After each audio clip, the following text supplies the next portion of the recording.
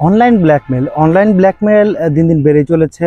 সম্প্রতি দেখা যাচ্ছে এরকম ঘটনা যে অনলাইনে ফেসবুক বা কোনো সোশ্যাল মিডিয়া থেকে কারো তথ্য সংগ্রহ করে, কারো ছবি সংগ্রহ করে তার যে যে ফেসগুলো আছে সেগুলোর মধ্যে নোংরা ছবি বসিয়ে বা অশ্লীল ছবি বসিয়ে তাকে পরে তার মোবাইল নম্বরে কল দিয়ে বা তার মোবাইল নম্বরের যে হোয়াটসঅ্যাপ আছে সেখানে নক করে সেই ছবিগুলো পাঠিয়ে দিয়ে ব্ল্যাকমেল করছে। যে তারা জানাচ্ছে যে এই যে যে ছবিগুলো, নোংরা ছবিগুলো আপনার চেহারার দেখা যাচ্ছে এআই দিয়ে, এগুলো অর্থাৎ আর্টিফিশিয়াল ইন্টেলিজেন্সের মাধ্যমে এগুলো প্রতিস্থাপন করে তাকে ব্ল্যাকমেল করা হচ্ছে এবং বলা হচ্ছে যে আপনি যদি আমাকে নির্ধারিত পরিমাণ টাকা যাচ্ছে তারা, অথবা দেখা যাচ্ছে যে কোনো অ্যাপ ইনস্টল করতে বলছে।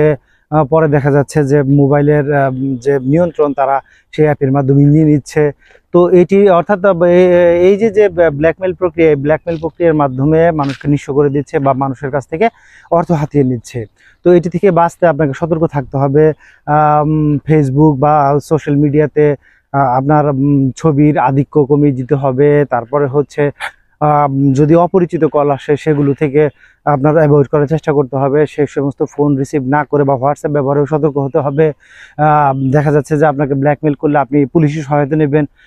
পুলিশ বা কর্তৃপক্ষ বা সরকারি যে নিয়ন্ত্রণ সংস্থা তারা কিন্তু এই ধরনের বিভিন্ন ধরনের প্রচার চালিয়ে আসছে যে আপনি সামাজিক যোগাযোগ মাধ্যম ব্যবহারে আরও সতর্ক হন এবং এই যে হোয়াটসঅ্যাপে কল অথবা মেসেজ দিয়ে যে টাকা দাবি করছে এরকম পরিস্থিতিতে অবশ্যই আইনি সহায়তা নিন। ভয় না পেয়ে বা আর্থিকভাবে ক্ষতিগ্রস্ত না হয়ে আপনি কিন্তু খুব সচেতন থেকেই এই ব্যবস্থা থেকে বাঁচতে পারেন। আমি বিস্তারিত ভিডিওর ডিটেলসে দিয়ে দিব যে পুলিশ সহ তারা যে সতর্কতামূলক নির্দেশনা দিয়েছে সেগুলো কিন্তু আমি এই ভিডিও ডেসক্রিপশনে যে লিঙ্ক আছে সেখানে দিয়ে দেব।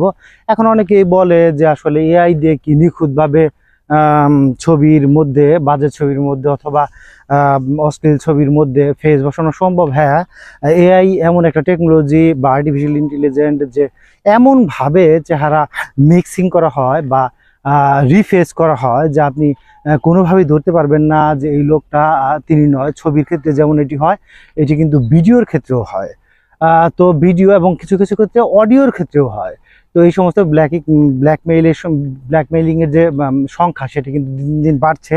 আপনি সচেতন না হলে আপনাকে আপনাকে নিজেকেই রক্ষা করতে হবে। আপনি সচেতন না হলে কিন্তু এখানে কোনোভাবেই তাদের এই সমস্ত প্রতারকের হাত থেকে আপনি বাঁচতে পারবেন না। এবং এই সমস্ত প্রতারণার শিকার হওয়া মাত্র আপনি কিন্তু অবশ্যই আইনি সহায়তা নেবেন এবং 999 কল করে পুলিশকে জানাবেন অথবা থানায় অবহিত করবেন।